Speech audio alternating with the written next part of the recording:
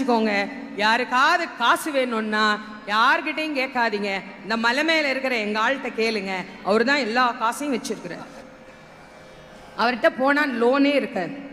நமக்கு லோனே இருக்கக்கூடாது அப்படின்னா ஒன்றும் மா லோன் இல்லைன்னா மை லோன், 2 லோன் அவங்களே வச்சிருக்கிறாங்க. அதனால அங்கே போயிட்டீங்கன்னா வாழ்க்கையில், ஏன்னா இப்போ எல்லாருக்குமே லோனில் தானே வண்டி ஓடிக்கிட்டு இருக்கு. அதனால அதெல்லாம் இல்லாமல் இருக்கணும்னா இவர் காலை போய் பிடிங்க. என்ன கேட்டாலும் எங்கள் அப்பன் முருகன் கொடுப்பார். நீங்கள் என்ன வேணாலும் கேட்டு பாருங்க. நீங்கள் அவன் காதில் விழும்படியாக கேட்டு பாருங்கள், அவன் கண்டிப்பாக தருவான். நிறைய பேர் சொல்றாங்க, நாங்களும் கேட்டுக்கிட்டு தாங்க இருக்கிறோம், எங்களுக்கு அவன் கொடுக்க மாட்டேங்கிறான் அப்படின்னா, இறைவன் வெளியிலிருந்து நாம் கொடுக்கின்ற எந்த பொருளையும் தனக்கென ஏற்றுக்கொள்வதில்லை.